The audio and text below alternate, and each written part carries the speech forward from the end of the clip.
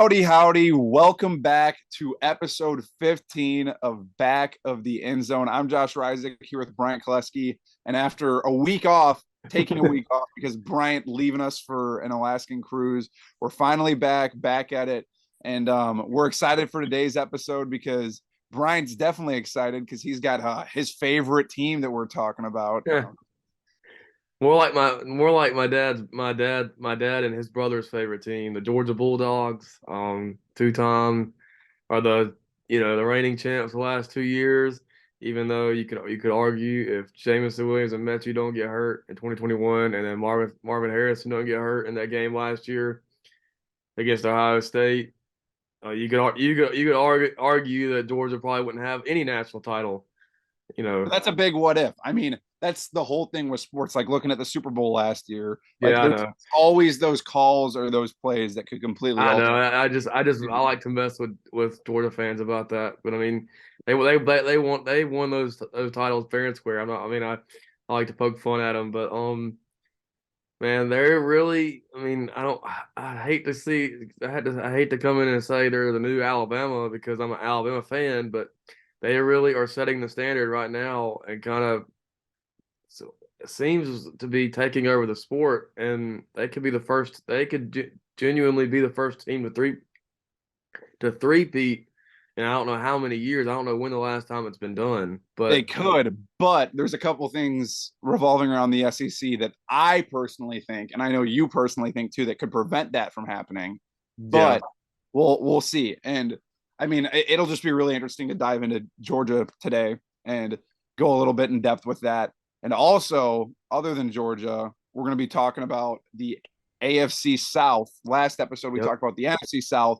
This week, for our NFL segment, we'll be talking about the AFC South, talk about who we think is going to win that division with projected guys that are coming in, like rookies, because the AFC South also has a lot of rookies, a yeah, couple rookie quarterbacks, just like the NFC South last week or 2 weeks ago. But it'll be interesting to dive into that and just kind of see who's going to come out on top. I think it's going to be the Jaguars either way, but yeah. And also, we're gonna talk a couple weeks ago. It was like the Thursday I left for my trip. It was they released the 2024 SEC schedule. The first schedule. A few weeks about a month ago they did it for the Big Ten. The first schedule, who everybody's gonna be playing. With Texas and Oklahoma in the conference. Um, I'm gonna tell you, it's interesting, especially you see some teams on there that you're so used to playing every year, but then next year you won't be playing them, it's just wild to think about that. But I mean, I like the way the new schedule's set up, and I hope it's evenly fair for every team. I think there are a couple teams that got shafted, but we'll talk about that yeah, coming up. we'll see. Let's dive right into it, baby.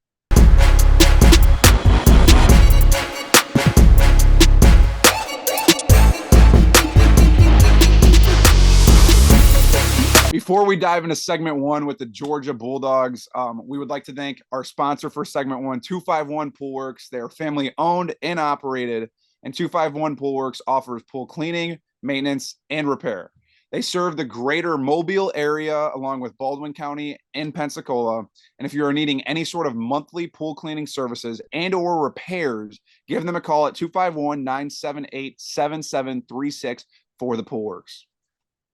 All right, man. The Georgia Bulldogs really, I mean, like I said in the opening, they've really set the standard now for what who's the top. I guess the no pun intended, but who's the top dog in college football? They've won, the national championship the last 2 years in a row.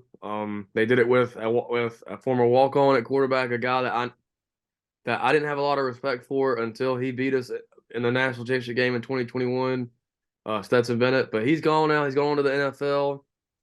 He's backing up another former Georgia quarterback, Matthew Stafford, who's with the Rams. I'm actually, as we're talking about Georgia, I got my Matthew Stafford jersey on.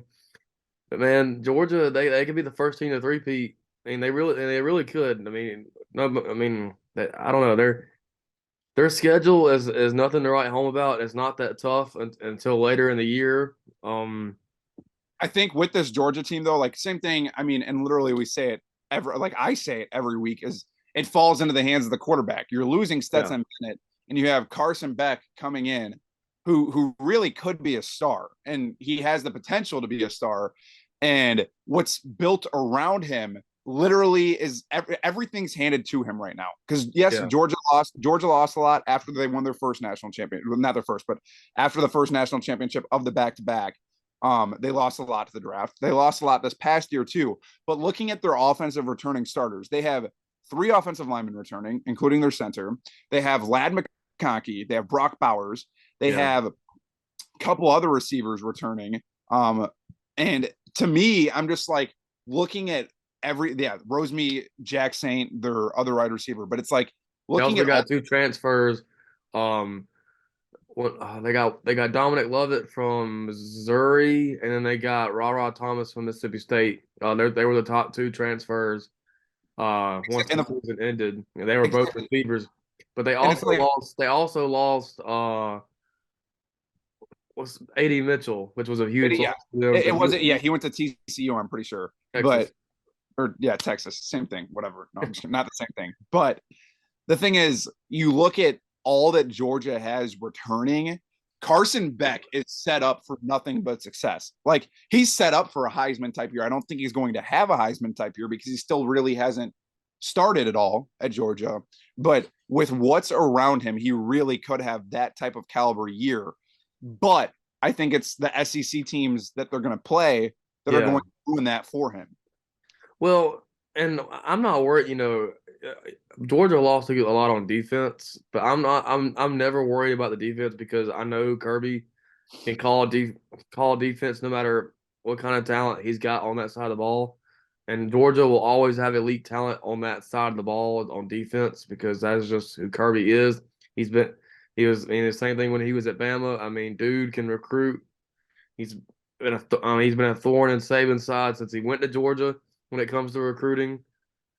My I mean, thing, my thing on offense though is they lost a really huge part, and it's not even a player; it's their OC Todd Monken. They lost him to the Ravens, who's going to go, coach Lamar Jackson because what Todd Monken's play calling really helped out Stetson Bennett. He really was able to utilize what Stetson could do best. Which Stetson, was a little more athletic than people gave him credit for, and he was able to use that to their advantage. If something wasn't open, Stetson was able to run and get the first or run and get a touchdown, and they were able to use Stetson's legs to their advantage as well. But I think and they brought in Mike Bobo, who's I mean, he's all right. I don't think he's the best play caller in the world, but I I mean, mean, but that's it'll kind of make where things I'm worried with Georgia is how they intend to how the play calling intends to be with for the offense after having to replace Todd Monken. That's kind of where I'm at with their offense. I feel like either way, it'll still, but I still think that Georgia offense is going to be elite. Like bringing Yeah. Brock Bowers back, like that guy alone could lead that Oh yeah, offense. there's no doubt about the talent that they have coming back. They're going to It's just be the play calling. It's the play calling, yeah. and it There's comes down to and it's really and because you have a new quarterback, who I mean I don't want to say he's not proven, but he's really not. He's been Carson Beck has been there for since 2019. yeah for what 4 or 5 years now, and he's not gotten the start because Stetson decided he wanted to be there for 20 years. So Exactly. but I mean, and it worked out for Georgia. Don't get me wrong, but I mean, so he's Yeah, just thinking about all of that, like I mean, and I don't want to say decaying, but thinking about Carson Beck, literally, like he is decaying. You're sitting on the sideline for yeah years waiting for your shot, and like yes, he's finally getting his shot, which I mean, he probably has the motivation for this moment. But the thing is, he went so long without playing competitively in games and starting, and yeah. so it's to a point where it's like, all right, like is he really capable of taking that leap after sitting on the bench for this many years? And Like, see, Georgia plays type of football that and David Cohn alluded to this when we talked to him. They're not gonna ask Carson Beck to do a lot. They're gonna I mean because Georgia's gonna have an elite running game. They always do. Gonna have they're gonna and of course they use their tight ends a lot with Brock Bowers.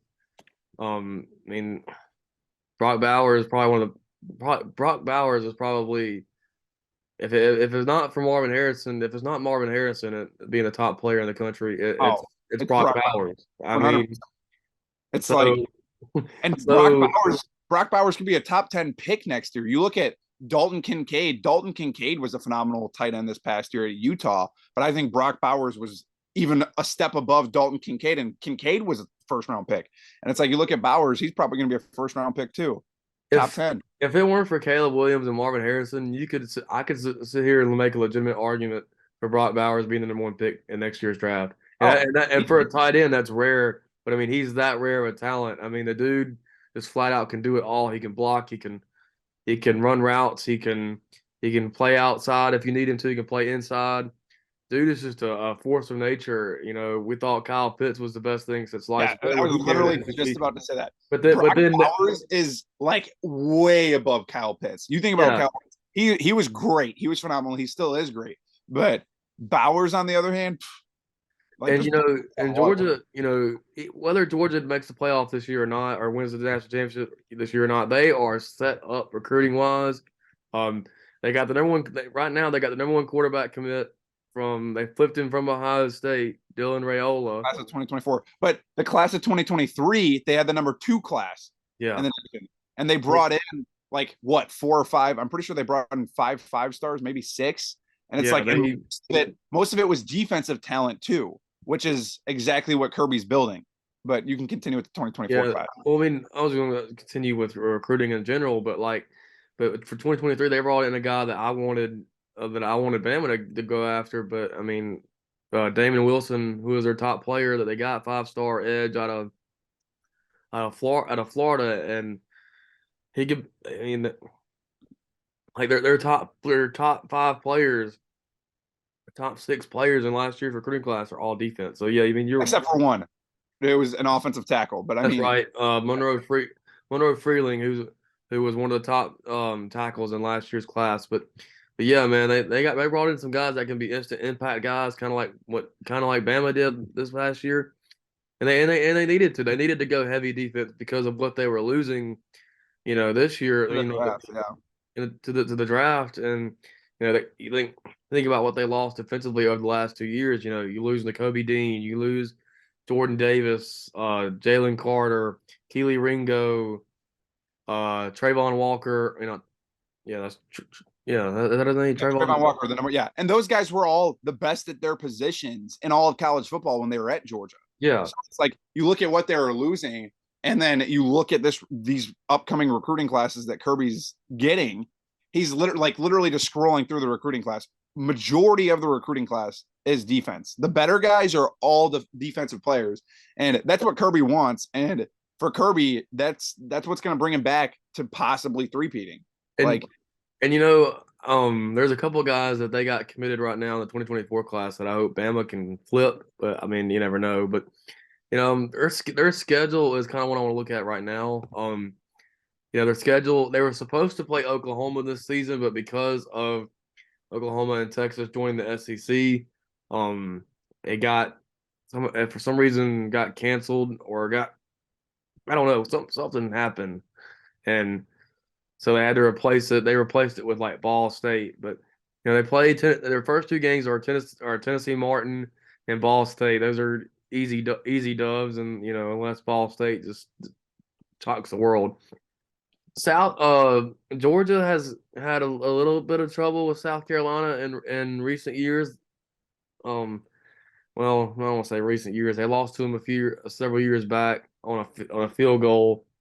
I bet that one could be one where Shane Beamer and what he's putting together there at South Carolina, with Spencer Rattler coming back. Yeah, exactly. And like you look at what South Carolina was able to do at the end of the year last year, like they were hot at the end of the year. And I mean, South Carolina is a team. I don't see them coming out on anywhere near on top of the SEC, but they're a team that can upset the bigger schools that you expect to make the playoff. So, and then they got UAB. Their first 4 games are all at home. I mean, it doesn't get any. Their first 6 out of 5, or their first 5 out of 6 games are all at home. It doesn't get any better for you than that on a schedule. I mean, you get South Carolina at home, you get Kentucky at home, um, you get Ole Miss at home. I think really the only two games on Georgia's schedule where I could see Georgia slipping up, and it really depends on how good these two teams are because it's kind of an unknown with either of these two teams considering, but Auburn and Tennessee being at Auburn and at Tennessee, and I'd really only say at Tennessee, but I mean Jordan Hare is a they got voodoo going on at that place. Something always weird happens at Jordan Hare. So But at Neyland too, though, you look at like the crowd that Neyland's been able to draw in, and especially after the heartbreaking loss that Tennessee had last year, after upsetting Bama, and then yeah, going to play Georgia, and everybody's like, "Oh my God, Tennessee's the crap!" Like they're gonna like this, like, they're the new SEC team, and then they get blown out. but and yeah, but I think Hugh Freeze is building something good at Auburn, but I don't think they're quite I don't think they're quite going to be there this year. So, but still at Auburn is a or in Jordan Hare is always a it's always a great atmosphere. But I think the really the one now when they host Ole Miss that one could be a because Ole Miss always has a good offense. It's really only their defense that really kind of it lets them down each year. I'm think the only one I'm circling that could give Georgia trouble, and I think is going to give Georgia trouble is November 18th at Tennessee. I was talking about it earlier with somebody, some people I know that are Georgia fans. I think that it could be a situation kind of like Bama last year where it could be a trap game because of just the environment and the success that Tennessee has had the past 2 years. Um, Joe Milton coming in too, like and it all depends on Joe Milton. But now, but it's really hard to sit there and say Tennessee beats Georgia. But I'm gonna do it anyway. I think Tennessee beats Georgia at home. I think they can that game, and I think we both agree with Georgia's possible second loss, which would be come the SEC Yeah, championship. Georgia will win the East. They'll win the East whether they lose to Tennessee or not. So, and I think they play I think they ended up playing in the SEC championship against either LSU or Bama. And I Probably think, LSU, but well, I mean, I'm kind of being biased by putting Bama, but it's going to be one of those two. I mean, yeah, obviously. But I mean, I seriously think that LSU will play Georgia in the SEC championship, and I think they're going to give Georgia havoc. The thing is, with all that we've said and all that we're talking about, Georgia legitimately can win. Like we said, they literally can three-peat this year. But I just think with what LSU has returning, their yeah. production returning, and just what Brian Kelly's building there, I just have a feeling that if it comes down to the SEC championship and it's Brian Kelly playing Georgia, I think Brian Kelly is going to beat Kirby in that game. And And they played last year in the SEC championship, and that was Brian Kelly's first year. I mean, and they got beat 50-30, but I mean it was still a 20 point game. But I think LSU has I mean we talked about LSU a few weeks ago, but I mean I think and I think LSU can beat them in Atlanta, but that's always a tough game because it's pretty much a home game for Georgia. But yeah, I think that one's a toss up, but I do think they lose that game at Tennessee and Neyland. So I'm not gonna say I know we talked about it last week. I thought Georgia is gonna miss the playoffs, but I'm not gonna bite on that right now. I'm saying I don't really know because the moment you start counting Kirby is almost like he does do his own type of like he does have his own style, but he is like Saban-esque in the respect that he can always find a way to get his team motivated. So when oh, you count, so you start counting Georgia out, you start saying Georgia, I don't know, man, Georgia, I don't know, they got a new quarterback coming in, they lost a lot last year, Georgia can Georgia Kirby really? doesn't have 1 ounce of doubt inside of him at all. Like, Now, granted, he's still 1-4 against Bama, so but against Nick, but no, man, I don't know. Georgia's is hard to predict because their schedule is pretty easy, but they have that game with Tennessee. I don't know if they make the playoffs or not. And we were talking about this before we started the show. This is legitimately the year where, like, you could see there's three teams in contention from the SEC, like four if you throw in Tennessee, but eh. yeah, LSU, Georgia, and Bama. But like three teams from the SEC could be in contention for the playoff this year. And I know people outside the SEC would disagree with me, but there is a legitimate chance that all three teams could make it. Like we were talking about this earlier. Say, LSU is Bama's only loss. Bama loses LSU to a close one, but they beat everybody else. They beat Texas. They beat Tennessee. They go to A&M. They beat A&M on the road. They beat Auburn on the road. Okay, Georgia goes, 11-1, or they go 12-0, and they say, they go 11-1 and they win the SEC championship and they beat LSU, or LSU they go 12-0 or 11-1 and they win the SEC championship or something. I don't know. There's different scenarios where all three of those teams could get in.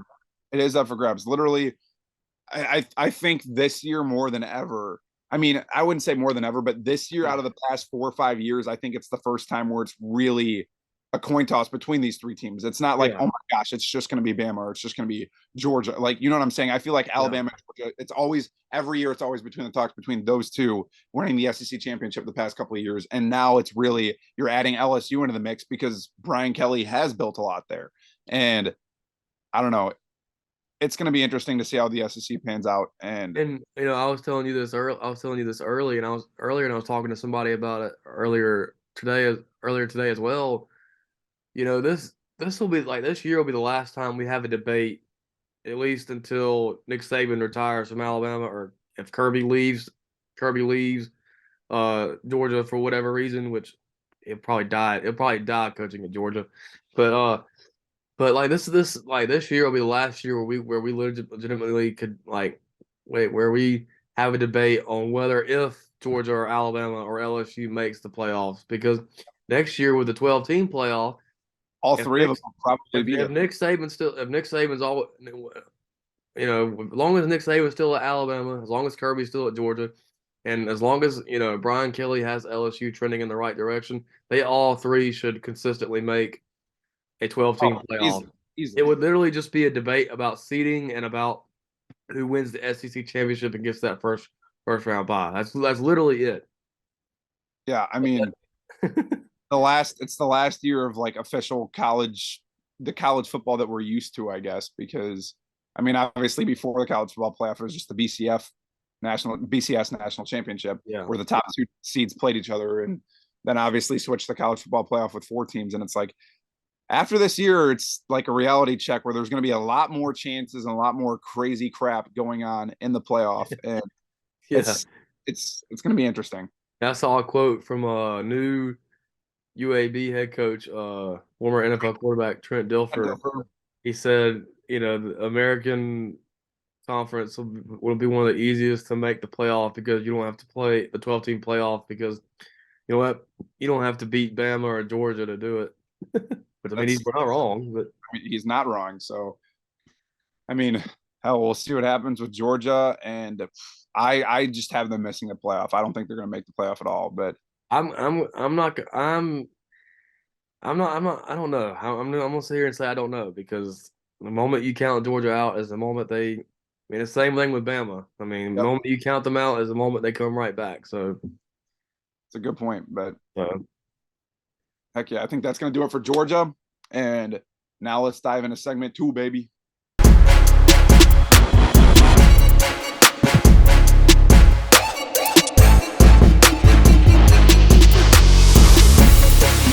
All right, before we start segment 2, the segment is sponsored by Now Fitness, a gym and fitness center based in Grove Hill, Alabama.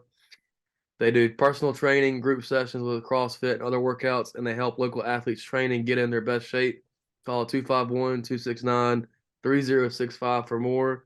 like I said, they do great work. I've seen their training videos. They work their asses off. So give them a call if you want to get in shape. Oh So yeah. to start off segment two, and this is more a topic for the SEC faithful. They were a couple weeks back before, like a day before I went on my vacation, and we had already released the our episode for that week. They released the 2024 SEC football conference opponents. Who each SEC team will play in conference during the 2024 season.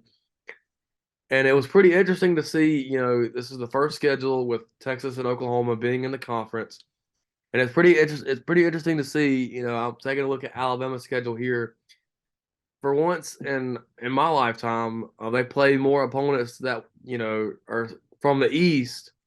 Now they don't have an East and West anymore, or they won't go starting next year, but they play more opponents from it used to be SEC East than they do from the West of 2024. It's weird because now they still have their three permanent rivals, which is Auburn, LSU, and Tennessee.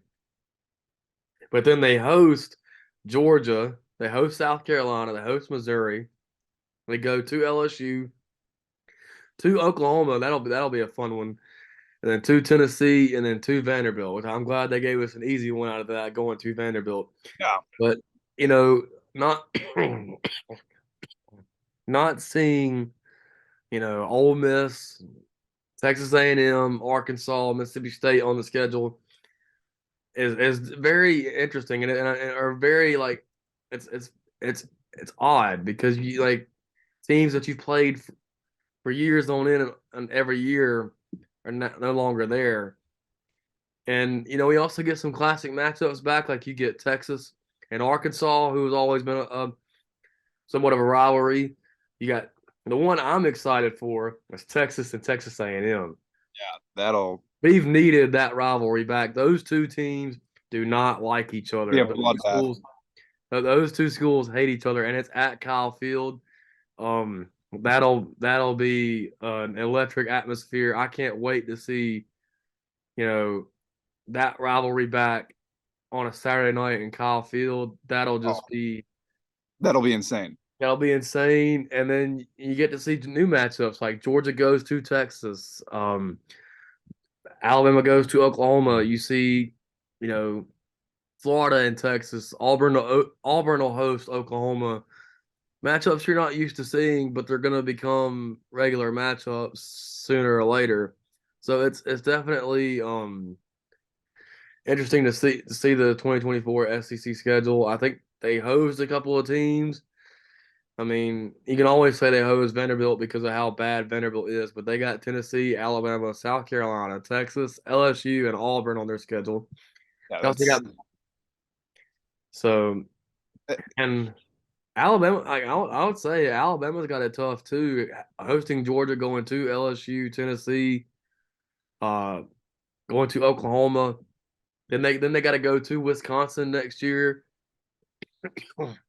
Yeah, it's gonna be a tough schedule for Alabama, but I'm and I think it's tough for Georgia as well. They got they got to go to Texas, they got to go to Alabama, then they play Clemson, they got to go to Ole Miss, they host Tennessee, they host Auburn. So yeah, this new schedule is gonna be pretty. It's gonna be unusual at first, I believe. Looking at it. Yeah, it's gonna take a while to get used to, like the unfamiliar. I'm excited for it. I'm ready to see these matchups. Of course, we got to wait another year. Yeah, I just literally. want to talk about it because this like 2023 is the last year we really see, like we alluded to in the end of segment one when we're talking about the playoff. This is like the last year of like college football that we've known it for so many years. Normal college football, normal college football. So yeah, literally. So I mean, that's all I got to say about that. I just think it's interesting, and we'll have more on that as it gets closer to the 2024 season. But yeah, so that leads us right into talking about the AFC South predictions, and the AFC South, a lot like the NFC South, which we talked about last episode, has a lot of questions heading into the next year, I think it's clear that the Jaguars are more than likely going to win the AFC South. It's more than likely going to happen.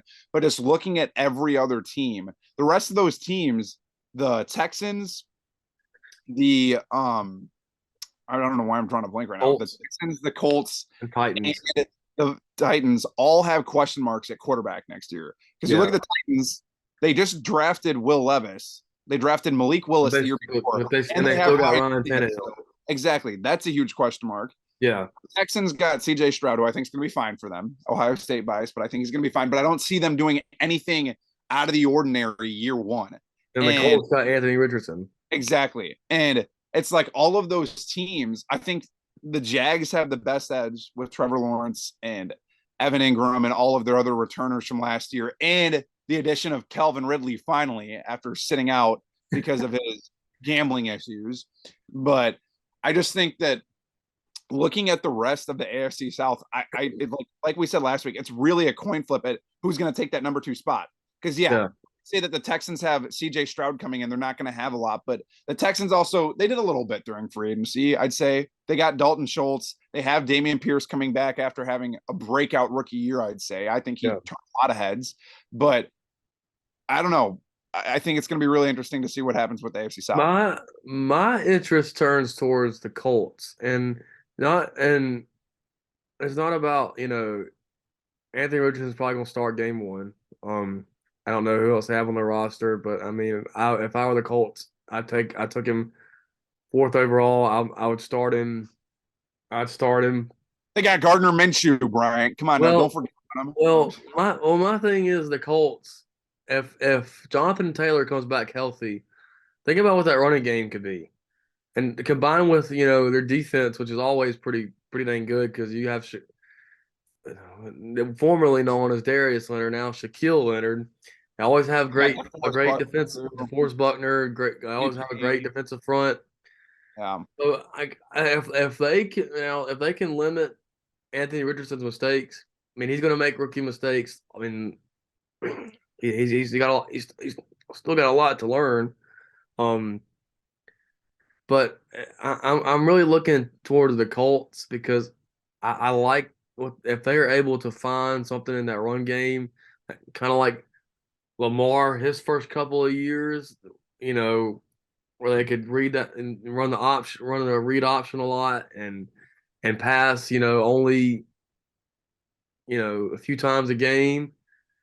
I really like what the Colts could do. The Titans, I mean, they do have that young roster. I think, obviously, who's going to be under center, because Ryan I really don't think it's going to be Ryan Tannehill. I think with them taking Will Levis, they're kind of leaning. Well, I think Ryan Tannehill starts the year off. Now, if he does too, but if he does poorly, then give Levis a shot. But I think the smart play for them, I think this could be Tannehill's last year, kind of like a pass the baton situation. Yeah. But it's really a toss up. And the Texans are just still very young, and they have a lot of building to do. So I think the Texans do still finish last in the division. I mean, you can still say the same though about the Titans. I don't want to say the Titans are young, looking at like Derrick Henry and stuff, but like you look at the receivers. I think the only receiver that I could name on their roster right now is Treylon Burks, who still hasn't even proven anything. And then tight end wise, I don't know who their tight end is, and I'm like, I mean, I don't know. Like I think, rock, baby, just run it with Derrick Henry.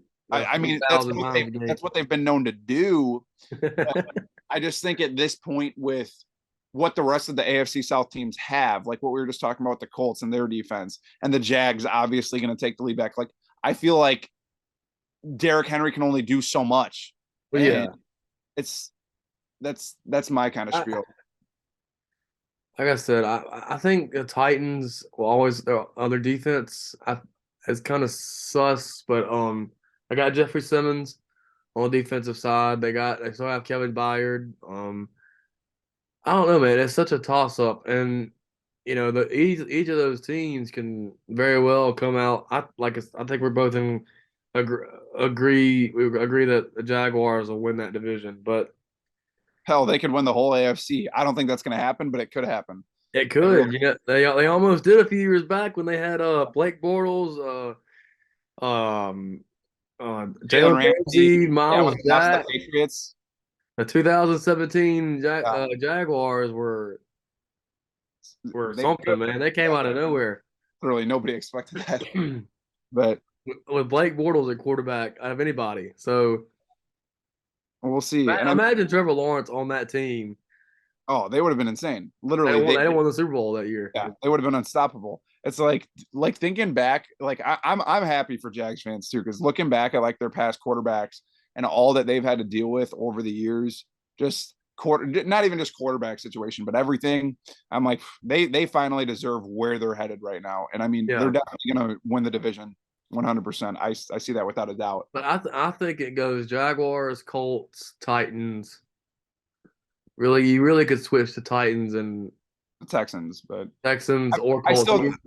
I still think the Texans will probably end up finishing in last. Like just like you said, as much as I want to fight for the Texans and CJ Stroud, they are still very, very young.